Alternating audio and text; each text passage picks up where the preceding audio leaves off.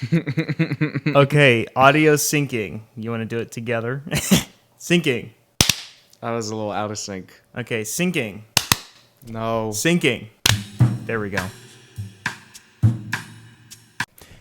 All right. Hello, everyone, and welcome back to the 40 Minutes Till Failure podcast. Today, we are going to be talking about Better Call Saul Season 6, Episode 12, the pre-series finale, Waterworks. Mm-hmm. Now, finally, we have some positive things to say because as of late, I've only been really criticizing the show, though I recognize that it's still probably the greatest show on television as of today. What? In today's time, it's probably the greatest show. And Possibly. we have some pretty positive things to say about this episode because I think it's my second favorite episode of season 6 so far. Interesting. Do you want to start off your thoughts? I don't know where to start. I don't know where to start with this one. So much happens. Well, let's see. It opens with how does it open again? It opens with Jimmy throwing the ball and hesitating to have Kim come in. So, I guess I was a little bit worried right off the bat that we were getting another Saul Goodman scene because I was like, oh no, like we're still here. We're not just moving forward yet. But I mean, I guess the rest of the episode kind of changed my mind on that. But for the most part, just starting there, I was a little nervous. But then when it went to Kim in Florida, who looked very different than I expected, I was like, okay, this is another setup episode. That's the thing. I guess I'll start. Oh man, I'm so disoriented. It was a struggle just to get this all set up because oh my gosh, we got some new stuff today in order to use two separate microphones. Yeah. So it's just it's hot in here. We were moving around a lot just to get everything to work. So hopefully it's worth it. Wait. Before any of that, I think I should address the views on the previous video. Thank you so much. Neither of us were expecting that because when the other one got 660 or something like that, when it got that many views, that was so much more than I ever could have anticipated. And so for our previous video to get 2,100 and to get a bunch of engagement, thank you to everyone who commented and to everyone who watched. And it was just really amazing. And one thing I want to say before anything else is if there are other things that you want us to potentially talk about or review, let us know because this show is about to be over and now we're coming up with the conversations of what are we going to talk about next. We already have ideas of some movies we want to talk about, but we don't really watch shows that often anymore. And so we need to figure out what to talk about next. So let us know. yes. All right, back to the opening of the episode. Okay. Well, first, this was another setup episode, which I was kind of nervous about it being because that's what episode 11 felt like. But by the end of this episode, it finally felt like, okay, all of the chips are down. Things are going to happen in the next one. I mean, this a little bit. Things are going to happen in the next one. So just starting with the Kim stuff, it was probably my favorite parts of the episode were all the scenes with her. I wrote down that the words that kept coming to mind when I tried to describe it are plain and default. Those are the two words I keep thinking of. I said yesterday, sitcom. Yeah. Yep. Yeah. Yep. Yep. I wrote she looks in every scene she's in with all of her coworkers and boyfriend and everything. I read is her boyfriend or husband? She doesn't have a ring, Yeah. and plus he goes away at the end of the night, so they don't live together. I wrote how she looks like she's always trying to blend in, like because we know how Kim is, we know exactly how she speaks for 6 seasons. So this episode, she's like her octave and her pitch of her voice is a little bit higher. She's talking about things that old Kim would never care about. Everyone there is a brunette. Yeah, like she literally looks like she's trying to blend in also because of her hair color. Everyone there is brunette, and then so is she. So she just looks like them. But then the reality is that she's always shown in the background of everyone else. She's never really in the foreground. She's always behind everyone else, all the way up to the point of them singing "Happy Birthday." Yeah. Yeah, and then all of that just she's not one of them, and I guess it's a good symbol of like all that turmoil I guess she's holding inside of her. Regarding the opening with Jimmy, I just saw it as, okay, it's set up for a later scene, but then after rewatching it yesterday and taking some notes, I didn't write that much. It was only a few bullet points, but the fragility, I thought this immediately, the fragility of his office is the same as his Saul Goodman facade. It's so easy to tear down to the point where he can't even look at her later on. All it takes is, it's styrofoam. It's styrofoam pillars from what I once thought were wood.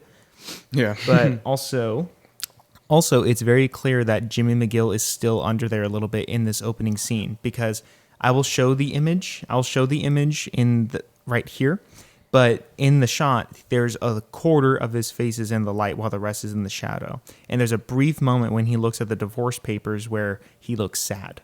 Yeah. And so that little sliver of light, I interpreted it as Jimmy, but the rest is pretty much taken over until eventually in the later scene where they're signing it, he's completely in shadow except for the highlights of his suit. Oh, yeah. So all that shines now is Saul Goodman. There's no Jimmy McGill shown in that scene, especially because it doesn't cut to his face later on after he says the I guess infamous line. we'll get to that We'll get later. to that, yeah. I guess and then after it shows Kim's life, it shows her phone call with Gene, and I wrote down it felt disturbing to me, and it was mainly in the sense that Saul Goodman, like, he doesn't try to call, or Gene doesn't try to call her and like speak with her with that some audio glitches in the background possibly, but when he calls her, he tries to speak to her like when they divorce, they just divorce amicably and they're just friends now. But like, and he doesn't see like what the reality of that is, which is what Kim sees. So when he's just trying to speak to her like, hey, how you doing? It's just kind of creepy to me and just like sad because it's just, but it makes sense because Saul Goodman, after being through 6 years of Breaking Bad, it makes sense that he wouldn't think about this little thing that happened with his wife. He wouldn't think of it as like this burden that he carries. That's also supported, buttressed. I love that word. What's that word? It's like fortifying. It's supported like pillars. I've never heard that word. You've actually said that before. I haven't. Yes, you have. I've used the word. You're like, what does that mean? And I've never heard that. But what's it called? That's also supported by the fact that with Kim, we don't really get a sense of longing between her and the past. Although clearly this is all just a facade, and there's a lot more to her. She's not really this sitcom girlfriend in life.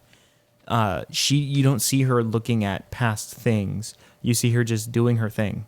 Yeah. And even then, she's still meticulous with the writing and everything. Whereas Gene, in the very first episode of the show, he's looking back at those commercials. Yeah. So he's always looked back with desire and longing, something to aspire toward again. Versus her, it seems like she was fairly content just going on with this life until now she's able to get rid of all of it officially. So I don't know if she was content with it though. But I wouldn't say she was content with it. But we don't see her in any real way longing for the past. So it's easier for her to, once she's reminded of it, to feel all that pain because that's the last thing she remembers of it. Versus him, he only saw it as desirable. And so when he talks to her again, he doesn't recognize any of the pain or anything because it's so easy to avoid it. Versus her, that's the last thing she remembers of it. Mm-hmm. Yeah, but that was a very convoluted way of saying that. She's clearly not happy though in her new life. Yeah. I guess the next scene after that is when she goes to there's some dogs barking. Yeah. Awesome. Wonderful. Do you hear it? Yep. Oh boy. Yep. Yep. Oh yeah, her boy. Even that is just so. I was grossed out. That was a different type of gross from when they were together during the Howard scam. Oh, that was just like, oh, okay. You don't even see Kim. Plus, he looked all schlubby and everything. It was yeah. You should close that door.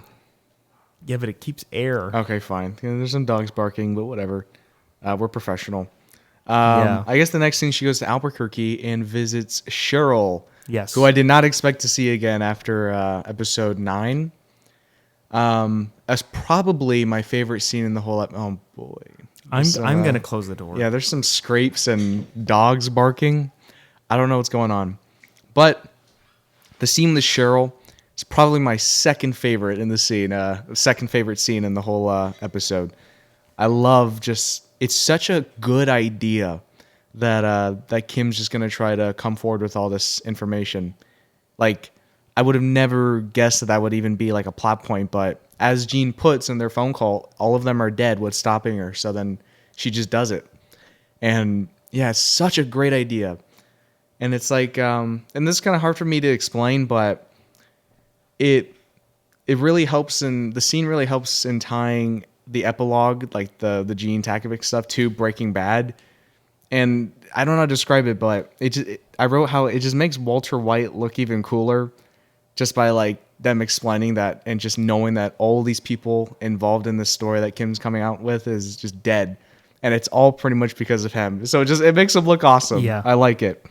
And yeah, it's such a great little plot line that I'm sure we'll see like fully in the next episode. But yeah, it was a really good scene. I liked it. we also got potentially a final scene with Jeff. I hope that's the final scene with him. I don't think it's going to be the final scene with Marion. I think there's going to be one last thing. I think she's going to be done. The only reason why I think they would bring her back would be some sort of positive resolution with her, and that is if Jean. This ties in towards my major argument. Excuse me. This ties in toward my major argument for the episode, or not argument, but my main takeaway. That is, Jean is going to try to rectify certain things, because one thing that I wanted to bring up that is introduced in the very opening of this episode and used throughout the rest, including the conversation with Cheryl, is the concept of petitioner and respondent. Because when Kim, she petitions for a divorce, and it's for Jimmy to sign. It's petitioner Kim Wexler, and respondent is James Morgan McGill. But the thing is that we see later on that the respondent is not Jimmy McGill, it's Saul Goodman talking. And that's sort of solidified by even his University of American Samoa degree says Saul Goodman and not James Morgan McGill. So he's not in that room at all anymore. So now when she's bringing up her affidavit towards Cheryl and she gave it to the courthouse, the question is, who's going to be, she's the petitioner here, who's going to be the respondent? Is it going to be Saul Goodman that everyone expects, that Marion announces at the very end? Or is it going to be James Morgan McGill? And I have some reasons as to why I believe that that's going to be the case, but we'll get into that more when we get closer to discussing the end of the episode.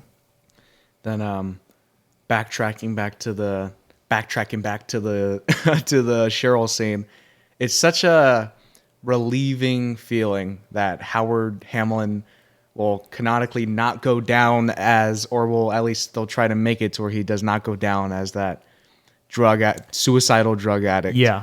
Because finishing episode 8 with that image of just the two of them in the grave, it was just so horrible, and it just leaves such a bitter taste with the idea that Howard, like, Breaking Bad will happen with just the knowledge that everyone in that city thinks Howard was that.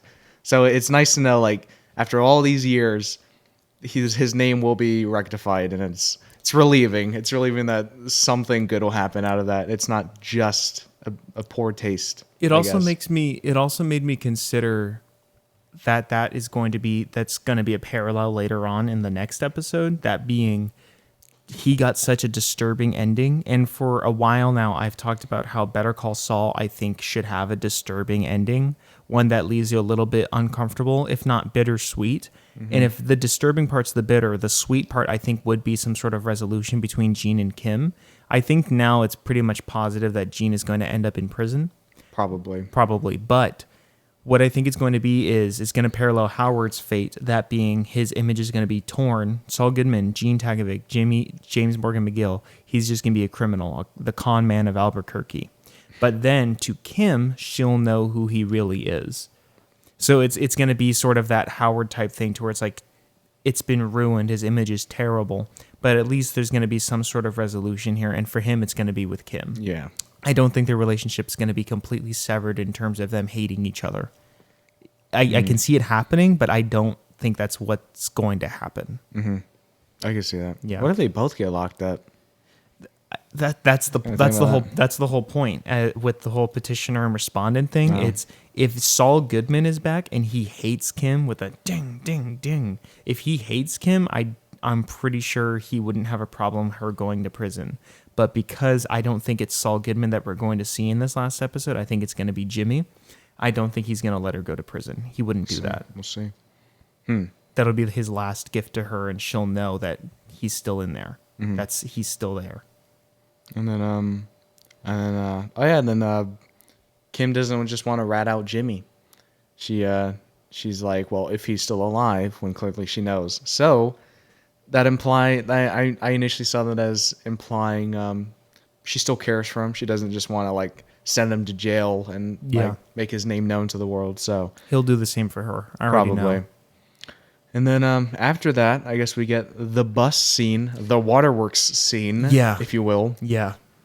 That was great. Yep. I could always tell like when a scene in something is going to be like the scene where like something happens. It's the ghost story scene. It's like, it's the one take time for the breakdown. And then this was the scene. I was like, okay, this is going to be when she let that first squeal out. I was like, okay, this is going to be like the scene where she breaks down. And it happens. And it's just sad looking because as I was watching, I was just like, man, this is just everything that she's carrying in. Her relationship with Jimmy and how that ended. Howard, her current life, just everything just comes out in just this random bus. Then I think it also helps with the fact that it'd be different if she was wearing a law outfit. I think the fact that she's wearing just civilian clothes, that her hair is completely different. She just looks like a sad woman that you would see breaking down on the bus, and you have no idea how much she's been involved in because all she really knew about, she didn't even know who Gus Fring was. She was sent to that house not knowing. Yeah. And so for her to now know that Gus Fring was actually one of the biggest drug lords ever, that he was involved with this Walter White, she technically met Jesse.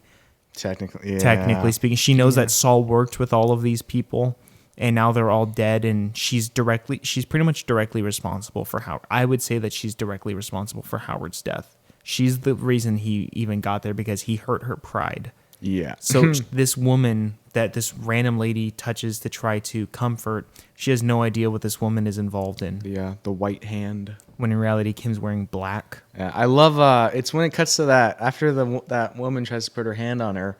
It cuts just a close up of Kim from below, just looking at her. She puts her hand down. She looks so sad. Yeah, it's a sad scene. We've never seen Kim become that broken, I guess. Yeah. I mean, she tears up every now and then in the show, but this is the first time she got so just destroyed by emotion, because she's usually so composed all the time. So just this episode just completely showed the opposite side of that. I sort of great. mention a parallel here between Kim and Jean's endings in this episode. That being, Kim in episode 9 was able to run away from her feelings. She breaks down a little bit when she's breaking up with Jimmy, but she walks away and all you hear is the tape, and then it cuts to Saul Goodman. So she's able to get away from those feelings. Versus now, she's just stuck in this moment. The scene's not cutting away. The scene is literally not letting her get away from her emotions, and she just breaks down on a bus. And then with Gene, for so long, he's able to talk his way out of situations. He's able to avoid getting physically violent with anyone. And he gets that moment with the cancer man where he potentially can hurt him. Yeah. But then luck and coincidence gets him out of it until the very end. He is forced into this situation. And in the end, we see who he really is. He is not a killer. He is not going to kill anyone in this final season because he is a runner. I think in that moment, there's a specific shot of him to where I was like, that's not Gene's face anymore. Oh boy, That's, I think I know which one. There's a part where I was like, that's Jimmy's face, where he's realizing the horrors of how far he's gone. That's why I think it's the Jimmy switch now. In Bagman, there's the near-death experience that pushes him towards being Jimmy again instead of Saul.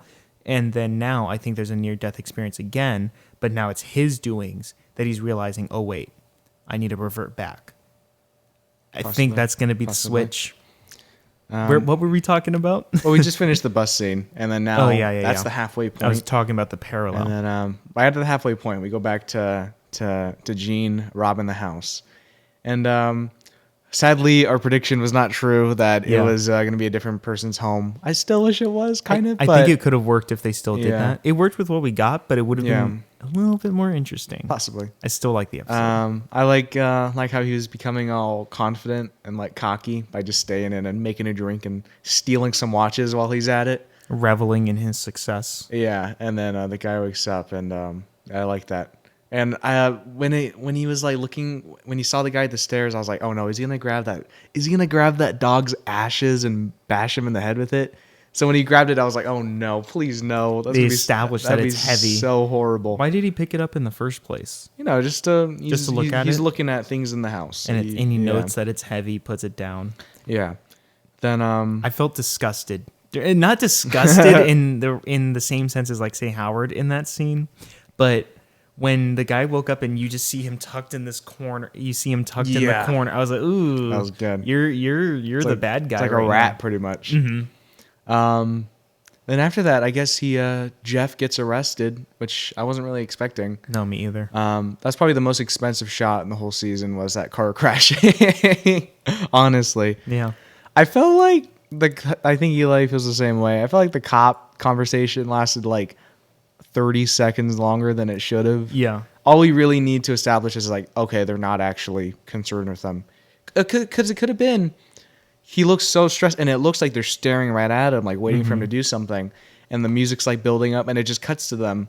I think they could have just been talking for like 20 seconds, and then it just cuts to the shot where you see the car crash. I think that would have been enough. But instead, they try to have it like be funny where it goes on for like a minute, and just feel like it could have been cut for time. I feel like it would have been funnier if it was like 10 seconds of just some stupid joke that one of them saying, and then it just cuts back. You're like, oh, okay, so it's nothing serious. And then he just crashes. Instead of talking about your fish taco and complaining about the fish taco. Yeah. And then like, what if they're in the middle of the like? I feel like it's just efficiency in editing. I think would have. It's because Skip didn't do this one. Oh boy, Get the original back. Chris McCaleb and Joey something, I forgot. I really hope Skip does this last episode. I'm sure he will. He will bring him back. He will. Okay, I guess. And then after Gene breaks out or escapes, we go into the. This feels like a really short episode when you sum it up like that. Kind of. I mean, you know what I mean? Yeah, I mean, because that's what happens after Gene escapes. We get the divorce scene. Oh yeah. The divorce scene. The divorce scene. Yeah. Probably my second favorite scene in the episode. Now, great. one thing, I will let you bring it home with this point, but one thing, because you're the one that pointed it out, you'll know what I'm talking about. One thing that I have said for the past week, immediately after recording the previous episode, I had so many ideas, and I realized I should have said this for the video, but I didn't think of it then. That is, I think Jimmy or Saul is going to say something to Kim similar to what Chuck said to him, to where he's going to be performing the very thing that broke him. He's just going to be hypocritical in that way, and it's going to draw that parallel back between him and Chuck. And they pretty much do that in this episode, but he was the one to point it out. It's a more subtle version of him saying, where's the line? I wrote it down. You've never mattered all that much to me. And instead he says, have a nice life, Kim. Yeah. It's essentially, it means the same thing, which is, you can just go. I'm busy. Get out of here. Yeah. And even just before that line, when it cut to that shot of Kim, like at the desk, I was like, oh, is this her apartment? Like, is she in her apartment all of a sudden? Like, is this another flashback? Mm-hmm. But it just cuts to just Saul just sitting there. I was like, oh, like this is like, I was not expecting to see just Kim Wexler looking just like Kim. Yeah. Just sitting in the same room as Saul Goodman. Because when I was looking at that scene, I saw Saul from Breaking Bad. Yeah. I didn't see Jimmy. I saw just Saul Goodman. Which is strange because in the prior episodes 9 and 11, in episode 9 and 11, when it showed him as Saul Goodman, I knew it was Saul Goodman, but I didn't really see it as Saul. In the end of episode 9, it still looked like older Bob Odenkirk for me a little bit. Playing the younger version. And then especially in episode 11, I was like, ooh. It looks like he lost even more weight in that scene for some reason. It's probably post-heart attack. And they hecka airbrushed his face. Oh boy. I think they did. I don't know, but like they didn't in this episode. I don't know. Maybe they didn't, and we're just crazy. But with this new scene, I was like, this is not Jimmy McGill anymore at all. This is the go with the winner. He looks like the Joker. Yeah, with the purple suit shining in the light. He just looked. It was just so weird. It's like you're seeing two characters who should have nothing to do with each other, just in the same space, and that's like, no, Kim's not supposed to see him like this. But clearly, that's not how he really feels, because he can't even look at her in that scene. Because if he does look at her, he's probably for too long. He's just like probably going to be destroyed. The pillar will fall. The pillar will fall over. But it's just, and then he asked her why she moves to Florida, and he's just like, it doesn't matter. Yeah, it is just, it's gross. And then we understand he got his Sandpiper money, which is probably how he afforded like everything he got. The palace. Yeah, which is, it's so gross how even after the whole Howard situation, he's like, oh, we can forget, we can move on. And the second he probably got that money, he forgot. Because it's like, we're financially benefiting from this, and she's not even going to take it. Okay, more for me. Have a nice life, Kim. Ugh. Because if he said anything else, if he talked to her more, if he looked at her, we would see that guilt, that shame. Did he get her money from it? Yeah. Oh, because wasn't it going to be? It split was going to be his money, but they were going to split it for their law firm. She was going to start a law firm. Oh, so he just got all of it. He got all of it. So that law firm turned into his palace, Yes. pretty much. Oh boy, that's brutal. Yeah. But yeah, just have a nice life, Kim. It's just, you can tell underneath that he's just so sad.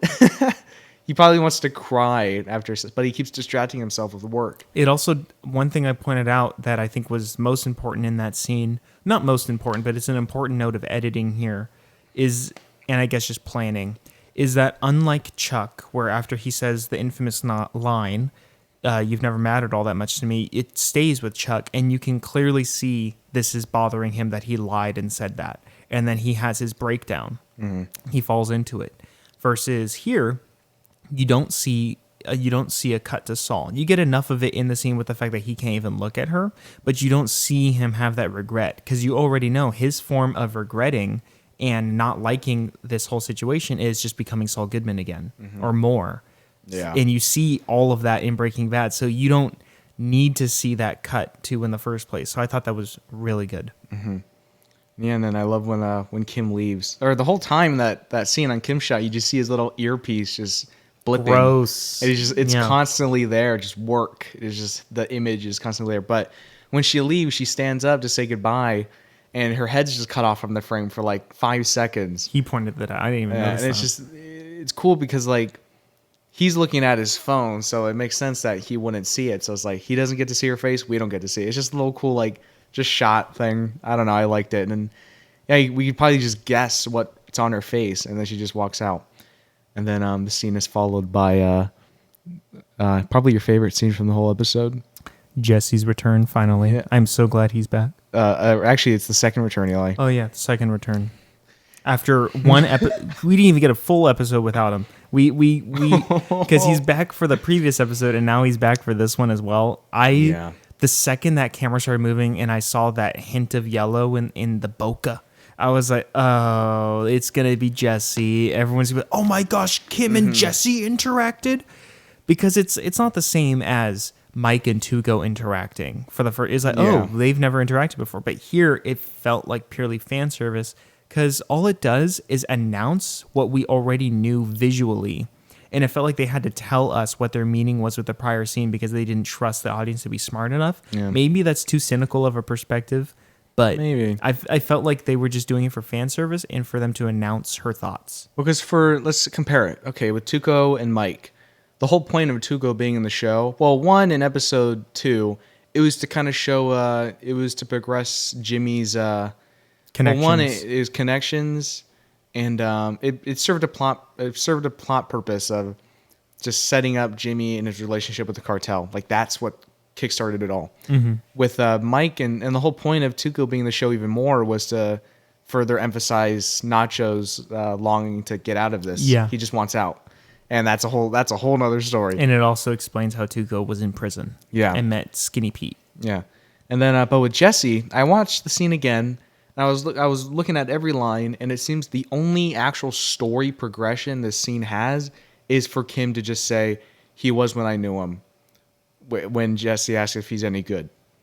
So that's the only purpose it serves, is for her to be like, "Yeah, he's different now." Yeah. When we could already infer that with just her little short interaction with him. Yeah. That scene said so much with like 3 lines of dialogue. But then yeah, and then the Jesse scene for the most part is just like, yeah, it's mainly just set up for why he introduces Walter to Saul in Breaking Bad, but like I don't know, that didn't really need to be there. I don't think it was just yeah, the only purpose it served was to just spell something out. I think At least they got the personally. airbrushing done better with this one. It looked good. It's because of the lighting too, because he's mostly clouded in shadow. Yeah. And so with that, you can have him look however you want him to, and we probably wouldn't be able to tell a difference. Plus, he's a lot thinner than he was in El Camino, so he looks younger physically in that sense. Yeah. It's just his voice sounds much more weathered. Yeah, he sounds like a 40-year-old man. Yeah. But yeah, he looks great in that Yeah. scene. But yeah, it's just he's old and he's aged. We just didn't need to see that He's because not old, but once again, he's middle-aged. Yeah. But once again, it is that same situation of seeing the superficial version of the prior character, because we saw his growth all through Breaking Bad and eventually and finally in El Camino. So to see him revert back, it's the same thing as Hank and Gomez, and it's the same thing as the prior episode. It just feels like another flashback. And he don't mentions know. Combo this time. Maybe. I don't know. Who she I don't represented. know. This didn't feel the same as the Hank stuff, because the Hank stuff just felt like just have him for the sake of it. Mm-hmm. But with this one, I don't know. There's something about it. It's not as. There's something about this Jesse scene. Maybe just because it's like with Kim and there's like Maybe. something there. I don't know. Like 'Cause we've seen him can interact with excuse it. Saul. I can excuse it more than deleted Breaking Bad scenes and Hank Schrader cameo. Okay. Well, then, if it was just on an episode by episode basis, if it was just this scene and we didn't know that there was going to be a return, we didn't know that Walt and Jesse were going to return, and it was just this, I'd been like, oh, okay. I still wouldn't have liked that it just announced what we already knew from the prior moments. But if there was no Walter White in the prior episode, if there was no Jesse in the prior episode, and it was just this, I think it would have been a pleasant surprise. That would have been cool. Just a little like, hey, here's Jesse. Yeah. From before Breaking Bad. Yeah. That would have been kind of, yeah, but then like, yeah, and then but there's so many cameos already that's like, okay, can we just let it be this story? We get Hank, Gomez, Walt, and Jesse, and Emilio now. Yeah. Crazy Francesca in 8 the technically, scene. but even Crazy 8 had like stuff yeah. to do. Yeah, he gets beat up by Nacho. But then, yeah, so overall, the Jesse scene, well, yeah, because, oh, you know what it is? It's because the Jesse scene isn't a bad scene. Okay. It's not a bad, like, you can look at the Hank scenes, you're just like, this doesn't feel on par. Marie. The Saul and Walter White scenes in the last episode, those are scenes that we don't need to see because they're ones we can infer, and so they're just kind of like nothing to me. Mm-hmm. But with this Jesse scene, I think it's a good scene. Like, I like the dialogue between them. Mm-hmm. It's just it didn't need to be there. If it wasn't there, it wouldn't be any different. Yeah. So I think that's the key thing, is that like if you isolate it on its own, it is a good scene. I think. That makes sense. It doesn't need to be there. I should rewatch the scene then. It's because good- I it's pretty didn't good. care for it the first time, so I didn't think that I needed to really look into it a second time. Because I thought that it was pretty superficial. But if I looked at it again and just thought of it as an individual thing, then maybe I'll reconsider my thoughts. Yeah, because it's not a bad scene. It just, if it was cut, nothing would change. It's right after this scene that we get the conversation between Gene and Jeff, right? No, that's before. That's when he returns home when he. So Checks his there's phone. that, and then the signing, and then that, or is it to where there's?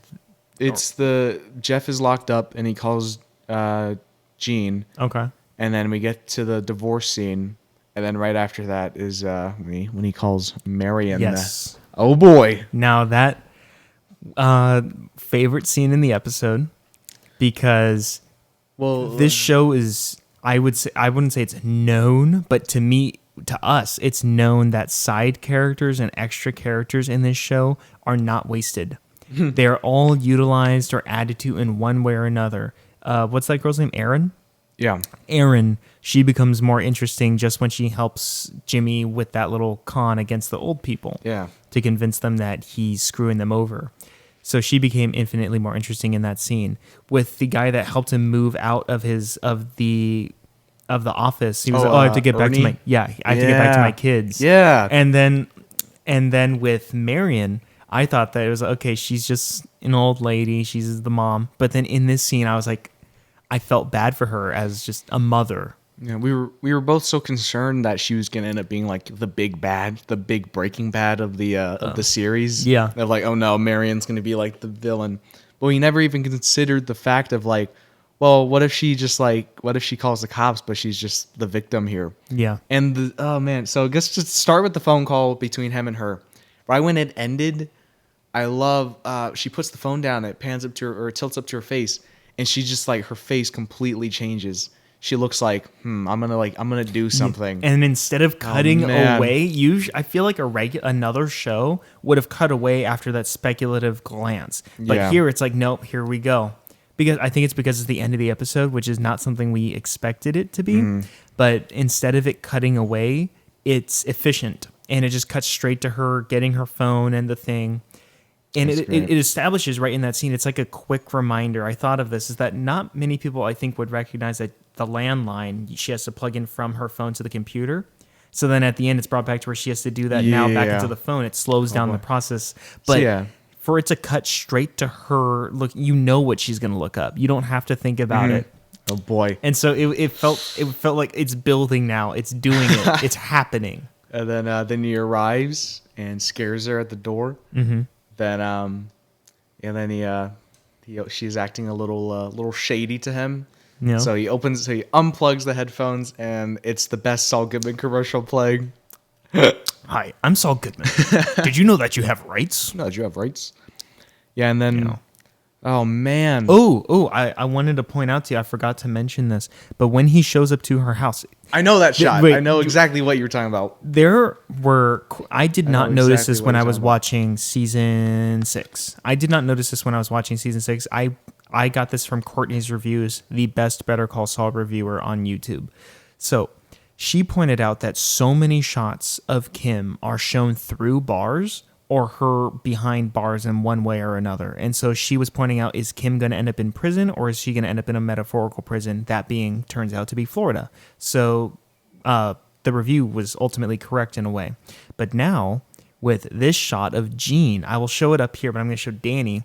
I know exactly what This I remember shot it. Yeah. Of him behind. It looks like Yeah. he's through a panel behind bars, and it reminded me of say like of a prison cell, the one that has just the single glass, and then the bars, and he's like screaming, like he's like yelling, like Marion, and it made me think that that's an image of him in prison. Yeah. It's just telling you that this guy's A little foreshadow, perhaps? a little foreshadow, perhaps. So I noticed Yeah. that, and it's probably my favorite shot of the episode because it wasn't very subtle, but it's just a gross image. Like, he deserves that too. Yeah. Then and then I love Marion when he's like, it's like, do you think that's me? You tell me. Like, I like how she has like the power for a bit in that scene, or at least she thinks she does. I also like that there's not just pure hostility, there's familiarity between the two in this scene. Yeah, just, oh man, and then Ugh. that shot when he looks at you see the thing in his eyes. Call back to season 1. Yeah. Good shot. I like how his face just looks so like, yeah, it's a cool shot. Him looking at this is a complete opposite to the first episode. To where in that first one it's longing versus this one it's dread. It's like, oh no, this is what she looked up. This is what I'm seeing. Oh yeah. Yeah. And then she starts to unplug it. He's like, "What are you doing? What do you think I'm doing? Calling the cops." Yeah. Oh man! Oh my gosh! I was mostly lying down throughout this episode because it's just comfortable. But I had the pillows behind me set up in a way to where if I needed to lean, I can lean.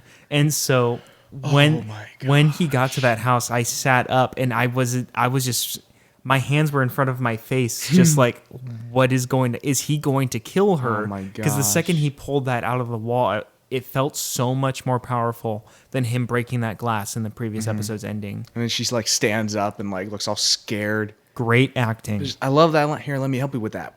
it tugs out the wall so harsh. He's still trying to act friendly. I know. But he's not breaking eye contact while he's doing. Oh my gosh, because Gene, Saul, Jimmy's never killed anyone. So when he started wrapping that up, he's like, "I'm your friend here. I'm your friend." But you see him wrapping this thing up like he's gonna strangle her. Disgusting. I thought my heart started beating so fast. I got so tense because I really thought, "Oh my gosh, are we actually gonna see him kill someone?" I didn't want to see her being strangled. Oh, I felt like that would have gosh. been like the most disgusting. I keep using that. We keep using that word. Appropriate, but it would be disgusting if we just saw Carol Burnett's face like struggling to breathe. Gosh. So I was so relieved when he didn't, but also you could just see it in his face. He doesn't want to. He's like, "Don't do it, Marion." Because he doesn't need to be warning her. Because once he grabs it from her, he can do whatever he wants. The last thing to do there, he can't threaten her. Because no matter what, she's going to contact them if he lets her live. Yeah. So the only thing to do after getting the life alert off of her is kill her. But even then, it's his conscience that tells him otherwise when she tells him, "I trusted you." That's such a good line. That's such a good line. It's such a simple line, but it just captures everything. It's so, oh man. I trusted you. I love when he says there's a certain shot. I'm going to try to pull it up. I'm going to send it to Eli so he can show it. But it's when she grabs her life alert, he's like, "Don't do it, Marion." He's just like looking at her. He looks so evil. Yeah. And I was getting so stressed. He was going to kill this woman. Oh my gosh. But yeah, and then he backs off and it's and then she announces to her life alert that she fell down and Saul Goodman pushed her over. Wait, does she say that he? No, she doesn't. I'm joking because you know the life alert. Yeah, I fallen. I can't get up. Saul Goodman pushed me over. Yeah, but when she said one thing that I might talk about this if I end up reviewing Stranger Things season 4, because I have some pretty negative perceptions on that show, specifically the last season or the current season. And one thing I said that show doesn't really have is payoff in the editing. And I can talk about that more in depth if I end up doing a future review of that show. But this episode, it needed that Kim turning around moment. And they did that with her saying the name Saul Goodman. If she just pressed the life alert and he runs away, I'd be like, oh, okay. Yeah. But because she says it, she says, "And his name is Saul Goodman." I was like, oh, and then he runs out. And I was we were both surprised that that's where the episode ended. We're like, what? I thought we were only like halfway through. Yeah. I think that's because of the good pacing. Yeah, it was pretty good. I think it's because we get half episodes in this one. It's half of Kim, half of him. That's why. Okay. When in watching this ending scene, it recontextualized my thoughts on the 6-month time gap. Because I'm trying to pause at this specific moment so I can screen cap it. I know exactly what you're talking about. Okay, back to the episode. I know exactly what you're talking about. When we paused it like 4 times. I know. Looking at it. It made me. It changed my. It made me rethink my stance on the 6-month time gap. Because originally I thought, oh no, it's only been 6 months. Like, it feels like it's been years, and that's what made Nippy feel so cool for me. Was like after 2 years, you're seeing him become a Slip and Jimmy. It would also explain the age look.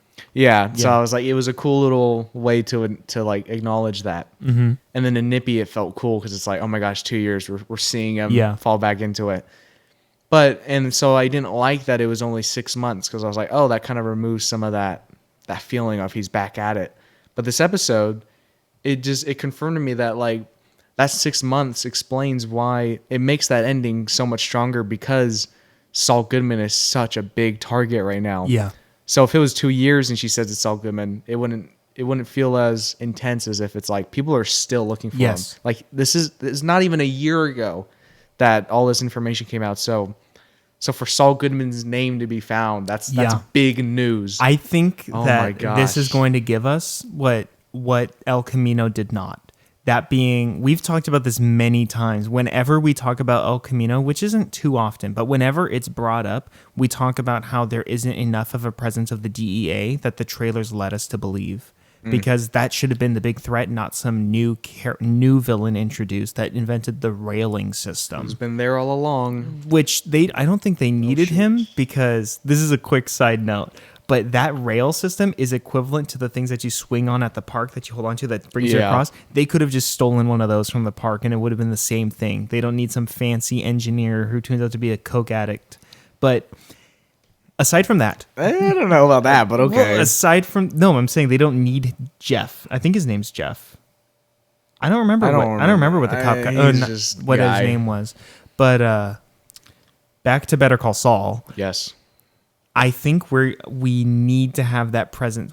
Maybe we don't need it, but I would really like to see the full force of what Saul Goodman deserves. All these people coming after him, because we sort of got that with Nacho, like he's in Salamanca territory. Yeah. So it's dangerous. And now they have someone to pit it all on, and that's Saul Goodman. And they see him. Mm-hmm. It's not like in El Camino where it's like, oh, we have his location apparently, let's go find him. But here it's like, he's right there, and we're chasing him. Yeah. We need that.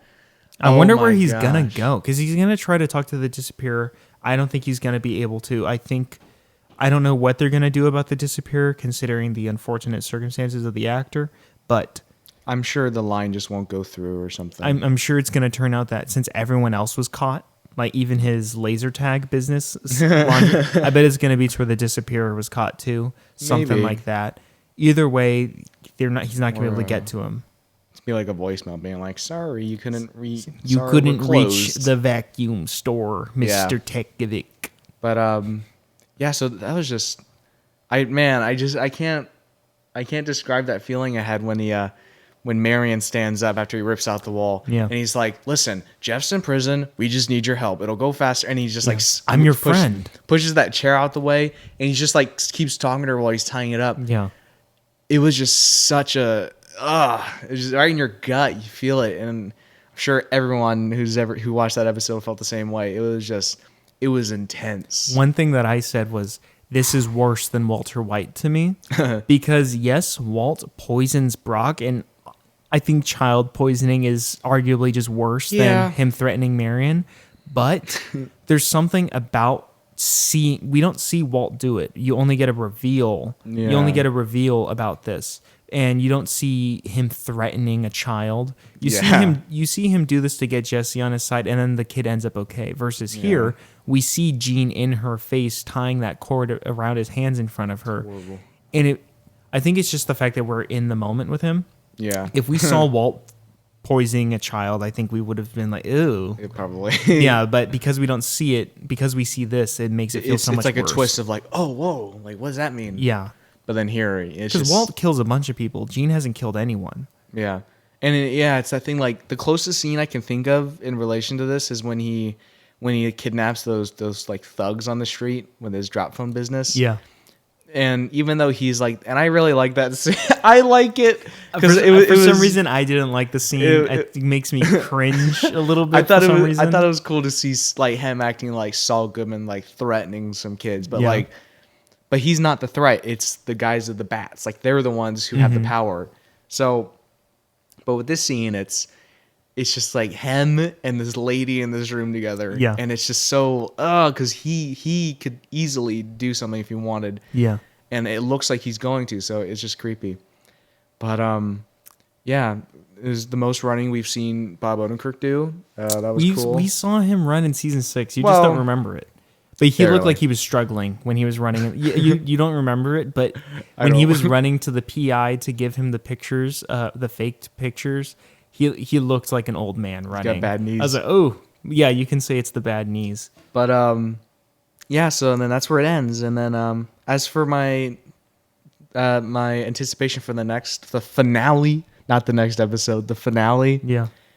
I wrote, I'm nervous for the finale since the last 3 episodes have set up so much without much payoff. Mm-hmm. So I hope it could pull it off. There's so much that I feel like has been set up to happen, and they pinned it all on one episode. So hopefully Vince Gilligan, Peter Gould, they'll pull through, and it'll be great. I think it's going to... Oh, man. He's going to be put on trial.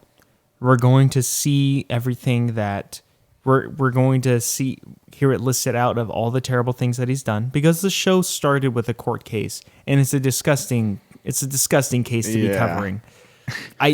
When I first watched that, I was like, oh, so that's what they want to open with, and that's who he defends.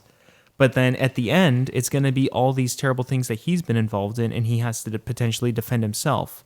I think that we might see him be a lawyer one last time, and instead of getting a public defendant, if he did get a public defendant, I don't think it would be Kim. I think it should be the bald guy, the one who's now an attorney. That'd be funny. That'd be funny. But I wouldn't want that. I'd rather he defends himself and he gets one last moment to shine as Saul Goodman, the lawyer. Mm-hmm. But this still ties into what I said of petitioner and respondent. I don't think it's going to be Saul Goodman in this situation. I think this near-death experience is going to push him back towards Jimmy. And it's because of how horrific how terrible of a scene that is of him threatening Marion, that he's going to realize he's gone too far and he needs to turn back. And so they're going to capture Saul Goodman, but in reality, it's Jimmy McGill that's there. We'll see. But will it end with him as Saul Goodman?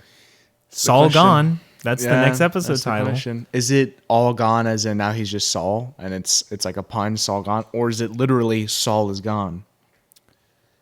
We'll see. I don't know, because it's Saul good, man. It's all good, but now Saul good, man. It's all gone. It's all gone. It makes me. I'm also thinking, how much of the next episode will be Saul Goodman on the run? Will it be half the episode? The first 10 minutes? I think it's gonna be the first. It's gonna be the beginning. Also, you can't have it all be him on the run. They haven't played the theme song in any episode. Mm-mm. It would be cool to hear it just play sometime in this final one. I'm sure they will. I don't know if they will, because Granite State was the one that everyone would have expected to play on. Technically, it wouldn't have been appropriate during any of the scenes. This episode has very little music, and I think that's to its benefit. It's very quiet. Yes, and because it's quiet, it's even more uncomfortable because you don't get the comfort of like a theme going on right now. So with this final episode, if you listen to the music, I'm not going to play it because I don't want another copyright claim. Another one? My cab driver has a lot of copyright claims. Is it from the audio? To the point to where there's restrictions on where that video is shown. Whoa. Yeah. But didn't stop the view count. Thank you for that. Oh my gosh. But with this new one, the theme is very appropriate for someone on the run. Oh yeah. Just listen to it with some headphones and just picture Gene Tactic like just running, getting to his car and driving, and cops coming. It's perfect chase music. Yeah. Oh my gosh. I don't think they'll do this, but I wouldn't dislike it. If it was appropriate, I wouldn't dislike it if it cut to different characters that we know seeing the news. That being like Francesca, Kim sees on the news. It'd be almost like O.J. Simpson in his Bronco. That's what I was saying. We got a white Bronco. Oh my gosh. It'd be like that of this guy on the run. I don't think it's going to come down to a chase scene. That would be... No, because I mean... What if he turned himself in?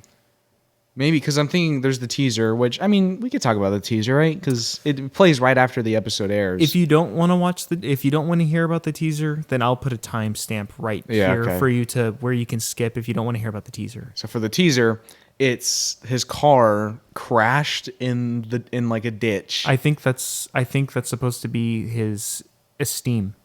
Oh, like the Saul Goodman car? Because it's all rusty. I think it's his Esteem. Oh, okay. They're probably reinvestigating now and they find the Esteem. But then there's a crashed car, and then we hear him like trying to remember the disappears message. So it makes me think like will he like just be in that situation? It's like, well, they're coming. I guess I just got to give up. It kind of feels like it would be fit for that. So we'll see. See, there's so many different ways that this can go. One of the easy ways I think it would be is to where they're all looking for him and it's like an obvious place for them to look, but he's already gone. And then it turns out he's in a special place that only Kim would know. Like he's going to find a way to contact Kim. Maybe he would reach out to her. I don't know. But I can't think of any places that they would meet up. I don't know. I don't know. I don't think that's going to happen. What if he went to Florida? He's not going to go to Florida. I'm pretty sure she's going to be in Florida. Well, in this last episode. We don't know if she's out of Albuquerque yet. Well, she was I assumed she was getting on the bus to go back to the airport. Well, But yeah, you don't that's know what true. she does after the breakdown. So. Yeah, she's just crying. Plus, maybe she does have to stay in because of the whole petition thing, the whole affidavit about Howard. I keep forgetting that he's in Nebraska, not in Albuquerque. Yeah. When it cut to Albuquerque, I was like, oh, this is post Breaking I Bad, know. everything. I was like, Oh this my is gosh. strange. Like, it's just so. It's interesting though to think about the fact that no one's talking about Walter White. Because even in Florida, they're like, oh, what's the big thing now? Ecstasy. Oh, my sister's husband's son, or like my best friend's sister's son, or something like that. Well, I mean, But it just made me think that it made me think of the Ozymandias poem of like, it's just done now. it's old news. In El Camino, Los Pollos Hermanos is just a hardware store, I think. It's all that amounted to nothing. Because 6 months is a long time in the news cycle. Yeah. A lot can happen in 6 months, but they're like, whoa, this guy from 6 months ago, Saul Goodman, the lawyer for Walter White, the drug back. lord, he's been found in Nebraska. Oh my gosh! Oh, I think I should say now then, since we talked about it, how I think Marion would get involved in this last episode, and I think it would be extremely brief. I don't think they will do this, but it would be a way to like add some. You're like, okay, she was almost threatened with her life, and her son's in jail right now, or being held right now. Let's make it feel a little bit better for her, so she she's at least good. That would be if Gene's trying to rectify things or Jimmy's trying to rectify things. He would send her or give her the money to take care of her Discover card and Jeff being in the county. Maybe Because they'll need like the bail money or something. yeah, So it'd just be a little okay. just She's a little happy. like her and Jeff can now go straight. Like pretty it'd almost much. be like that sad image of him just going inside his house with his mom and, I know, and I just get a cuts picture of away. that. Like it's just like okay, Yeah. like you know that she's gonna try better. Yeah, I wouldn't be surprised if this is the last we see of Jeff and Marion. Yeah, And I think I'm right, or we were right about our theory of like, it's not about them. It's not about Jeff and Marion. It's about Jimmy and Kim. Oh yeah. So this hopefully, man, it's weird. I just spent 3 weeks watching the whole show, but like, it's already about to be over, and it's like this big story that I've been just building up to. It's like I'm about to see the end. So what if the red jacket? What if the red jacket is the jacket he put? I don't think it's gonna be a real jacket in the actual show, but we do have that my favorite teaser of the show ever with the hanging hanger or the swinging hanger. What if that red jacket's actually a jacket he puts on to defend himself over his many crimes? What's his, over his Cinnabon outfit, no his sweater, his Mike Ditka sweater. no his what do prisoners wear? Jumpsuit? Yeah. No, a jumpsuit? Well, I don't know, but either way, that would be cool to see that red jacket return as that's what he wears to defend himself as a lawyer. And speaking of color, for excuse me, right when she said Saul Goodman, my mind was like, oh my gosh, the color's gonna fade in. So when it cuts to that shot of Gene, I was looking for any hints of color starting to just slowly fade in, because I felt like that would have if they were gonna return color, that felt like an optimal time to do it. Is right when Saul Goodman's name comes out, and it's like he's Saul Goodman again, pretty much in the public eye. So it would have been cool if just that color fades in, and it's like, oh my gosh, like it is now. I don't know if they'll bring color back. I think they will. I think they will in this final one, but that would have been a cool time to do it right at the end. But it's not a complaint. It's just it would have been cool. Regarding another proposal for the ending of the series would be he looks at the Saul Goodman stuff in awe, in reminiscence, wanting to get back to that. And even at the end, even though it's something that he dreads seeing on her laptop, it's still in color. It's still something to aspire toward. And in the end, I think another way to make it disturbing and sad would be he's forced to do law work again, but he doesn't want to. So if he's in prison and people are seeking him for legal advice, same with, it'd be like Shawshank Redemption, but involuntary. Sort of like with the warden. Yeah. But he's being forced by the inmates and other people to give the law advice, and it's not something that he wants to do, but he does it. It's just the image that he left in the world. Or if he does that to just even stay alive and stay safe. so that people don't kill him in the prison. That's what he can do as a bargaining chip. It would really be like irony of just like, yeah, Jimmy McGill wanted to be just a lawyer for the criminals and just try to do his deed. And now if it ends like that, that is exactly what it'll be. Because it'll be James McGill locked up. Yeah. And he's doing what he always aspired to do. But it's just a completely different situation, and he hates it. Yeah. Oh, that sounds appropriate. It does. But it feels like we had a lot of theories for this episode, and then none of We've them. had so many theories for this final season. Oh my gosh, I've had and- theories for so long, and then some none of of them them wrong. None of them came to Well, pass. I did say that I think it's going to be about Gene killing someone. And when I watched my review again, the Not My Cab Driver one, I thought, oh, I sound ignorant. This is not what it's going to come down to. But then I was like, what if it is, though? And then it does. But whenever I brought up the idea of him killing Marion, I was being sarcastic because that wouldn't be a situation in my mind. So for it to be that, Yeah. I was partly right. But I think it's pretty much guaranteed he's going to be in prison. I don't want him to get out. He's gonna get locked up. He's not gonna die. No. They're not gonna kill him because Walter died at the end. His brother died, Chuck, and they're not gonna kill Jimmy. It feels like the easy way out, as in like it's just too simple. I don't know. I think he's going to end up being in prison, and it's just a matter of, is he going to be Jimmy McGill in prison or Saul Goodman? Yeah. I hope it's Jimmy McGill in prison because he's the one that ultimately deserves the consequences because it is still his actions that produced all this. But with Kim, I have no idea what's going on. I don't want her to go back to Florida. Yeah. I don't want that. I'd be like, oh, I think they were Just gonna sad. reveal she didn't go back to Florida. what if she's In Nebraska, meet with her mom? Is her Possibly. mom still alive? possibly. Be a I don't cashier know. at the Hinky Dinky? But Or is she going to be a lawyer again? I don't know. Like I had no idea what Kim would do when they brought her back. I didn't think she would look like this. I thought she was just gonna be like just average woman in society, but instead Short hair. Instead, she just looks so like broken Yeah. and just so like reserved and just like sad and sitting down. And yeah, I had no idea and even her plot line. It's such a good idea. Yeah. And I would have never thought of it. So who knows what they'll do with her? I do wonder if Chuck will be at least involved in some way. I was going to bring that up. I wish we could see him in black and white That because would've been Chuck is so cool. the best character in this whole show Yeah. by far. His seasons were the best. Seasons 1, 2, and 3 are the best of this Yeah. show, and the best thing this final episode could do, aside from great endings for Kim and Jimmy, would be incorporating Chuck in some way or another, whether it's another flashback with him or if we get direct mention of him. Yeah. His presence has never escaped. No.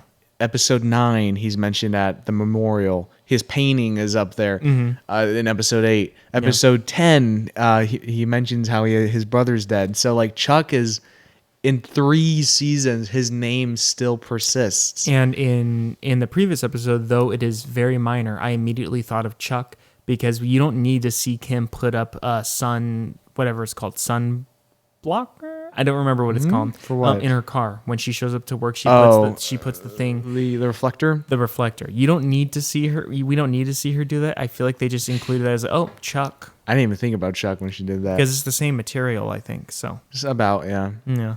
So, I see. need mention of Chuck. yeah. I We're don't gonna need get to it. see it. I just need a direct reference. Because Chuck, he's the reason why Jimmy did all this, I think. Like, he's at the core of Saul Goodman and the core of his relationship with Kim. Underneath all of that, it's his estranged relationship with his brother. Yeah.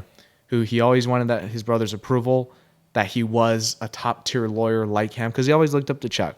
So for this brother that he aspired to be like in his life to tell him, you don't matter, Yeah. that probably destroyed him, and he resents Chuck for that. And it's like, well, I'm gonna do it my way, because And he's a I'm gonna be great Saul Goodman. lawyer. He's a great lawyer as Saul Goodman, just in the worst ways Yeah. possible. So I don't know. Chuck lingers, and he will be addressed in this episode. I know it. He has to be. One thing that one of the commenters mentioned, a new subscriber, thank you for subscribing and for commenting. One thing that he or she mentioned was that they think that Jimmy is not That's okay. They think that Jimmy is not morally ambiguous, which one thing that I think is one of the main points of this show is that he's more than what he is in Breaking Bad. Because in Breaking Bad, he's sleazy. He has his witty comments all the time, and he's always the go with the winner guy. Versus here, we directly see that be challenged. He's not a killer. Yeah. He will not kill Marion. He can't do it. He leaves, and he lets her press the button. He could have easily stopped her, but he doesn't. And that's the whole point, to where you think he's too far gone. Because it was gross to watch when he says to Buddy. Buddy was also had some additions added to him in the previous episode, which was great. Yeah. But even to Buddy, he says, like, oh, you get over it, and you think Gene's just a monster now, when in reality, he still can't take that final step. He's not over it seems. So I think that Gene is turning back into Jimmy one way or another. We'll see. It makes more sense to me now for him to end as Jimmy McGill and not Saul Goodman. Mm-hmm. I just feel like that's what makes sense. He starts as Jimmy, ends as Jimmy. Just everything's different now. It's a bookend, and it starts with a court case, ends with a court case. Him wanting to be a lawyer, him being a lawyer again in another way, but he doesn't want it anymore. At the same time, though, they could completely pull the rug out. I think they're going to pull the rug out. And do something completely different. We can say everything we want and what we think makes sense, but everyone's going to have their theories. Mm-hmm. Is there anything left to say on this episode? I don't know. I mean, we went through all of it, I think. We are an hour and 6 minutes in. Okay, yeah. And I don't think I'm really going to be cutting anything out. Yeah, probably not. This was very efficient recording this time. Yeah, sure. Yeah. All right. Are we good? Think so. All right. Thank you so much if you've watched all the way up to this point. Once again, if you agree with our thoughts, let us know. And if you disagree, let us know. If you have your own theories as to what you think is going to happen in the series finale, definitely comment that down below. And if you have any ideas of what you would like us to watch and review in the future, because this show's about to be over, let us know about that as well, because we are definitely open to suggestions. And we are definitely looking forward to this series finale. We will be we'll be reviewing it as soon as possible after it is out.